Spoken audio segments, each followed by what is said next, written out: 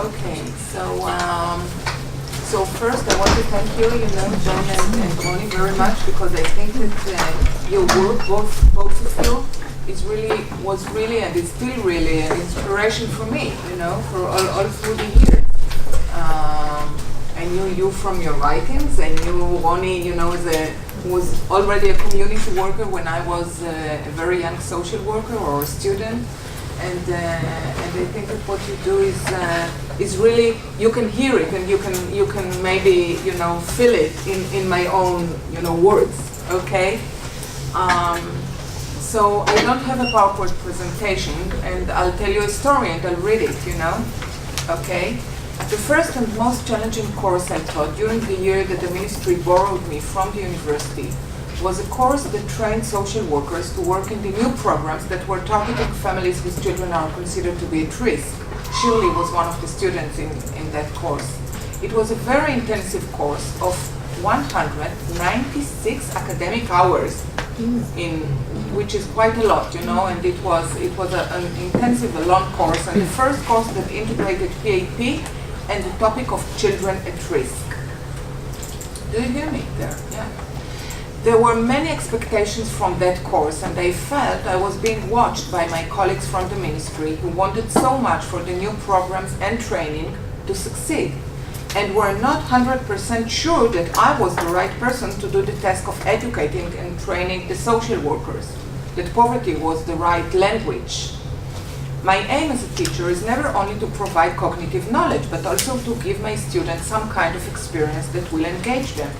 And in order to do so, I try to establish a good group atmosphere. It's important for me. In this case, it wasn't easy because the social workers didn't know each other. They came from all over the country to the course and didn't like the traveling, and they didn't trust that someone who came from the academia can give them the knowledge they needed for practice. The whole course was given in full days of 7 hours a day. The first day of the course, and this is really what PAP education is, and we'll distribute the curriculum afterwards, but the first day, the 7 first hours, deals with the questions of what poverty is and why it is relevant for social work practice. I started with an introductory exercise in which I asked everyone to tell the group about a memory that had to do with poverty. It can be an ongoing encounter, personal or family experience, or even a one-time encounter with a stranger, even with the beggar in the street. The stories that arise are always moving. I'm always fairly open in talking about my family history, and then students also shared personal experiences, and this happened also in that course. I used to analyze in class those stories as themes of poverty, and I wrote the name of the narrator on the board, a few words on the main subject of her story, and the dominant emotion she described on the board, okay? In this way, in the first session, in the very first, lesson, we were already collecting a wide variety of events, attitudes, and feelings that revealed the complexity of poverty that we would address as the course continued. After that, I taught how poverty is measured, and I showed a great deal of data on poverty in Israel and internationally for comparison. I choose the data I display in order to begin to question some conservative premises regarding poverty, and in order to make poverty visible, in order that the students would face what poverty really is, how much money people in poverty live on, housing conditions, educational opportunities, etc. After they start to realize how awful poverty can be and how structural it is, I can see in their eyes the passing thought, so why don't they work? And then I present the data that work on its own does not free people from poverty. My goal at this stage is to form the foundations of structural or critical positions on poverty and policy. Since I have so much experience in teaching poverty, I know exactly what to expect at this stage, at the third lesson. The student tried to object the data that shows that implies that poverty is a policy issue by individualizing it. They tell from their own experience about people in poverty who lie, who cheat, people who abuse their children, people who reject the opportunities given to them for education or employment, people who buy their children a new mobile phone when they don't have enough for food or other basic necessities. So this always happens at this stage of the very first? These are very good questions, and answering them or discussing them always become very important moments in the course. My aim at this stage, which is about, the second or the third lesson, is to undermine the fundamental notion that poverty is a product of people's pathology. And we think together how to translate the data on poverty we just learned about its structural, to understand the behavior of individual people. The first day ended with this, the 7 hours. The second day, or the fourth to sixth lesson in the course, is always devoted to the three paradigms, the conservative, the structural, and finally the PAP. This is also a very critical day in which we focus on using these three paradigms as analytic tools that help us to understand the everyday behaviors of people in poverty. Through these 2 days, I was also making efforts for the social workers to feel that dealing with poverty conceptually and practically is crucial for their work as social workers in general, and for their work with families with children at risk in particular. At the end of the second day, after we talked about the conservative and the structural paradigm, each has one lesson, the conservative and then the structural, and then we get to the PAP. At the middle of learning what PAP is, I had to go to Jerusalem to lecture at a conference at the Taub Center. Johnny invited me.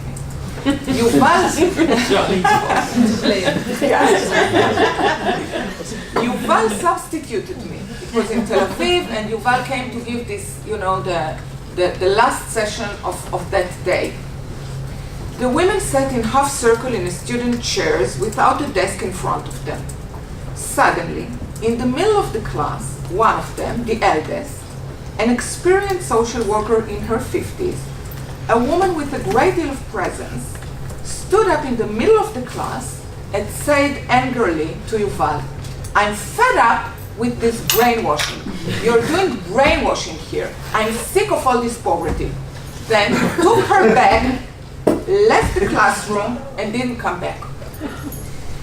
Later, Yuval and Sari, who is the director of the program, the one that yesterday presented, told me about this incident with some apprehension and even shock. What will happen, this is about, group thinking in Israel, it's really strong. People can say what they think sometimes, Yeah, but there is group thinking, but sometimes, people can let you understand what they think. What will happen with the course? With Hannah, the social worker who left, and with the group? I generally have two reactions to such situations. First, I push. I ask them, why did she say it's brainwashing? If we taught them CBT for 2 days, would she also call it brainwashing? No. So why does she call 2 days of learning about poverty brainwashing? There's no brainwashing. I feel terribly attacked. As soon as I finished saying this, I asked myself. Yeah, I felt mad, but I have to get back there, and it was in hours. I said I'm very happy I don't need to do the next one. As soon as I finished saying this, I asked myself, why did she really call what we're doing brainwashing? Why did she experience it as such? My conclusion is that Hannah was right. She might have put it in a way that was unpleasant for me at the time, but she expressed something that is true. Other people call PAP training a conversion. They say that they were converted to PAP. They say it, in Hebrew, hamara nikmera. A different way of saying this, which I prefer, they call it a language. People say that PAP is a whole new language. Brainwashing, conversion, or a language, they are all talking about something similar. That PAP training, the logic behind the choice of exercises, the order of lectures and their content, every word I say or joke I tell is intended to make a paradigmatic change in the learners, to move from conservative way of thinking and language to critical ones. So the first challenge I mark is how to deconstruct the hegemonic perceptions of poverty. In this context, teaching PAP is a challenge similar to the challenges one faces when teaching other critical approaches, like feminism. There are many ways to teach critical approaches, but we all know that a critical approach or a critical theory is not knowledge, it's life, it's praxis. It is a kind of habitus that people wear. How do you teach it? And what does this habitus include? The critical habitus. First, you won't tell us what happened with this woman? Everything. I'm sorry that Sari is not here because Sari, you know. What did you do in the next session? I can't hear you if you not tell us. She didn't come back. She converted. She came back and she's one, you know, she's a strong person. So she's a strong advocate for PAP. So she came She came back the next day. A week later she came back. I was there. And we were talking. Okay. You know, she was, yeah. I'm sorry, you know, I'm saying what, you know, this is she says that it's, you know, she's strong, she's a kind of, you know, she knows how to, she's very, I can see. yeah. So this is the way she experienced PAP now, you know, this is her way of experiencing life, so she's a great advocate for PAP, really. And she does beautiful work with families, beautiful work, and she has a lot of, you know, success in her work. First, so what does this habitus, you know, include? First, one, vulnerability, pain, anger. A nut once argued against me that I should have warned her before she began to study that her entire position in life was going to change, that she was going to be a lot more angry, sometimes more vulnerable. Then, that she was going to see things in reality that she would have been glad not to see. Injustice, inequity, pain. If this is so, then the training is supposed to accompany this process of learning to see more and becoming angrier and more vulnerable. 2, being an outsider. And still take part in the real world. Yeah. Which means that all the time you have to be stretched on both sides. It's because you are involved in the world, you are angry. If you are not involved in the world, you can, you know, you can go somewhere else. But if it's a position of being, of being involved in the world, it's not, you know. So anyhow, second, yeah. So this is why it is a challenge, you know. It's not that I'm saying that I'm just putting some challenges. 2, being an outsider. Being critical includes agreeing to be an outsider, at least in professional communities in which you used to be an insider. Since training for the PAP seeks to help people wear glasses that help them recognize the invisible subtext of inequality, which is never obvious and whose existence others deny, it means agreeing to be unusual. There is no course in which this point doesn't arise. Young students and senior social workers tell me that after learning PAP, they feel outsiders in their teams, with their friends. Even in their families on dinner table, they find themselves arguing about topics they haven't argued before. We heard Shachar on Sunday. In his PhD, he documents social workers who talk about concealing what they do in accordance with PAP because they want to protect themselves from attack. In a sense, they agree to be outsiders, but they want to prevent others from treating them as such. In other situations, social workers have told me painfully of giving up on what they think in order to protect themselves. Only 2 weeks ago, I was told by a social worker who worked, a senior social worker who worked at the same boarding school for 10 years about a professional meeting she attended that included the father of a girl who learns in the school. The social worker, Hadass, said at the meeting that fathers, at the committee at the boarding school, she said that the father's parenting difficulties are connected to the fact that he worked at nights, every night, and since he didn't have a place to live, he lived in a friend's warehouse. At once, all the staff members attacked her and said that instead of helping them to explain to the father that he should take responsibility for his parenting, they wanted him to start parenthood counseling, she was protecting him. She was stunned by this response and felt defeated.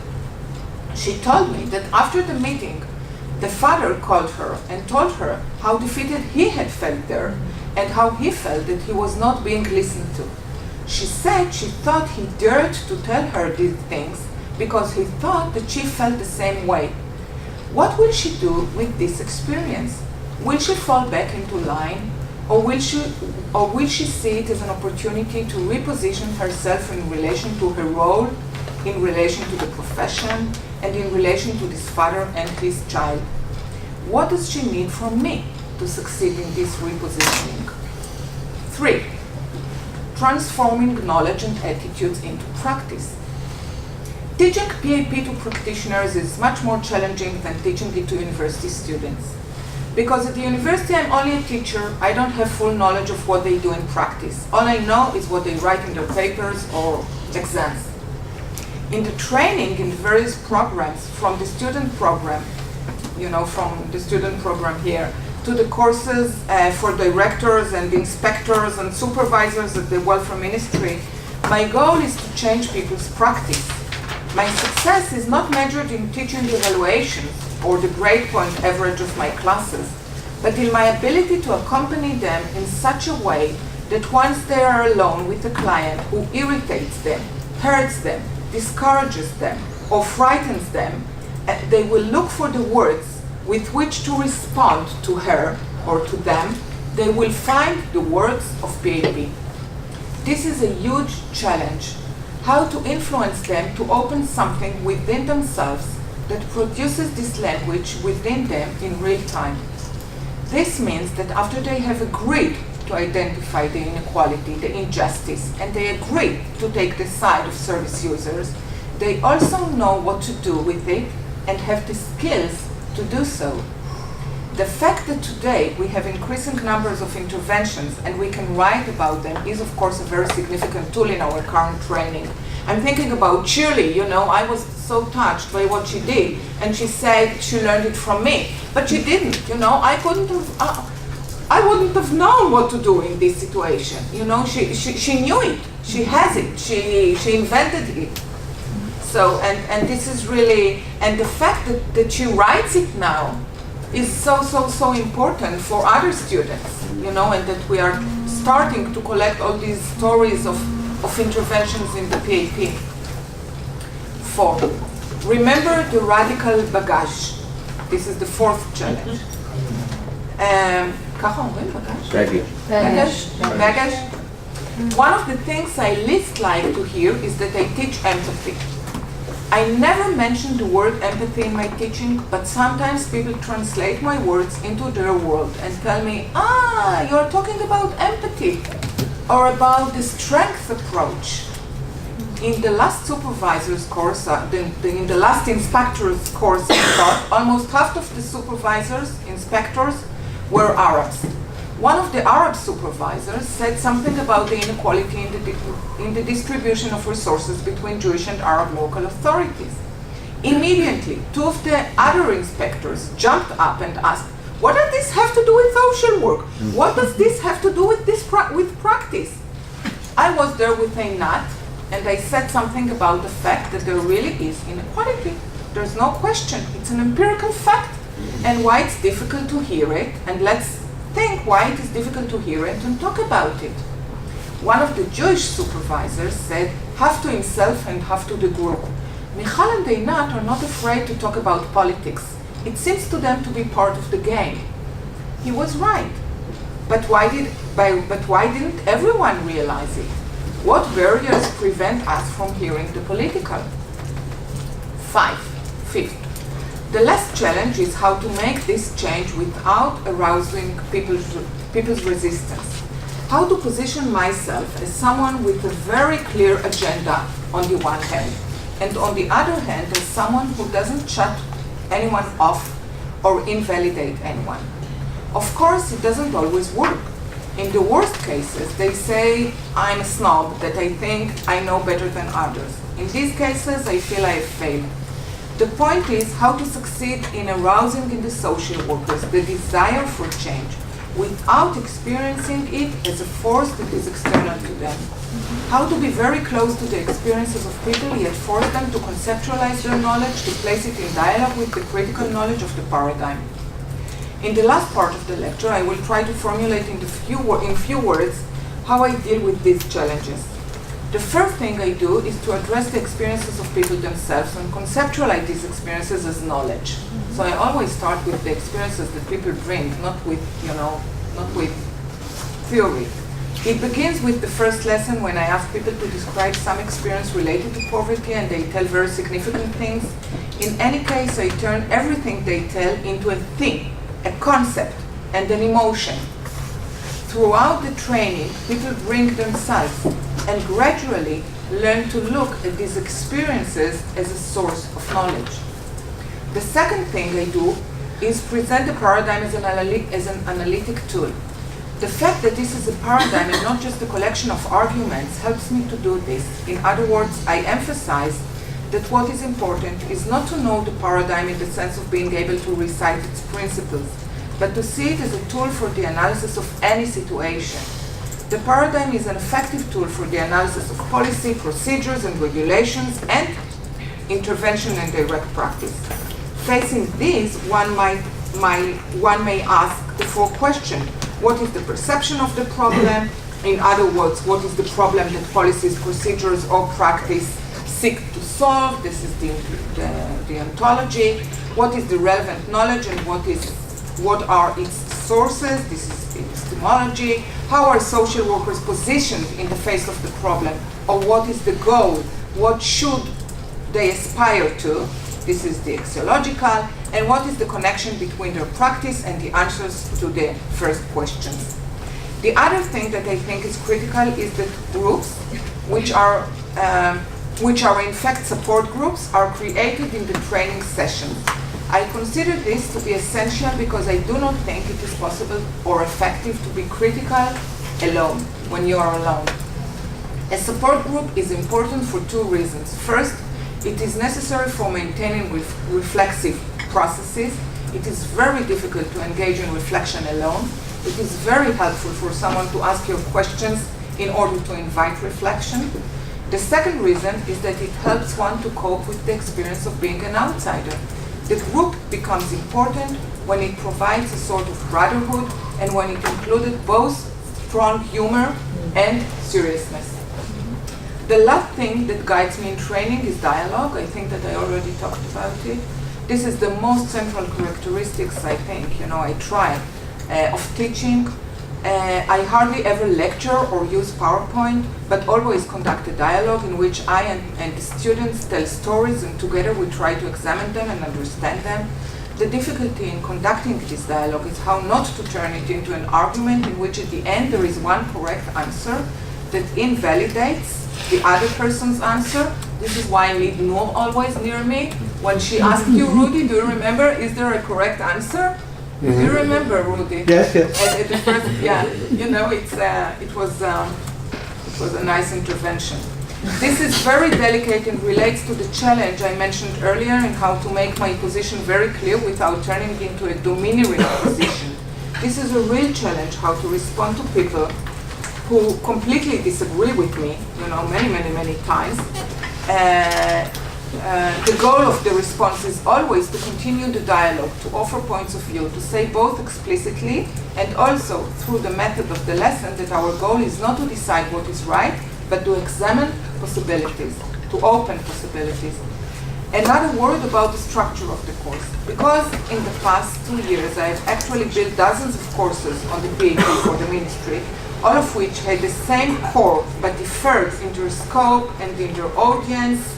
I can say something about the structure of the courses, which is always constant. It always contains deconstruction, that is the undermining of existing concepts, and then reconstruction, the rebuilding of a critical paradigm. This is achieved through focusing on the social workers' experiences, or we sometimes call it their stomach aches. In other words, we ask the social workers to tell us about their pain, about personal or professional places that cause them stomach aches, where they are not sure, that bother them, that remain in their memories. These experiences are important because they embody the need for change. Then, the course provides a great deal of knowledge that connects the students to the reality of poverty. After that, we move to the paradigm, and this is the beginning of the deconstruction. And then the rest of the course, which is constantly combined with experiences and knowledge, as well as moral stances, all this at the center of the dialogue and our examination, focusing on concepts of paradigm and practice. The pace changes, but this structure, which aims to force the students to deconstruct hegemonic ideas and then to reconstruct new ones, and to accompany the student through this process, reassure them, suggest another way. This structure always exists. And the last point, the use of language.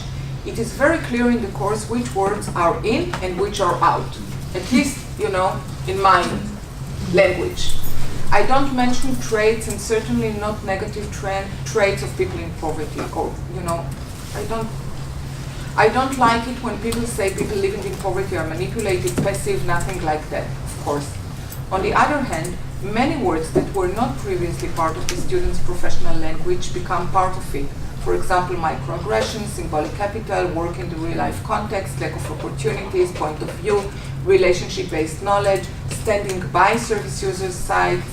These are the words and terms that make up the course. Students become very aware of their use of knowledge. They laugh about it at first, but in cases where it succeeds, their language changes, both in speaking about clients and in speaking with clients, hopefully, and writing, and in the writing.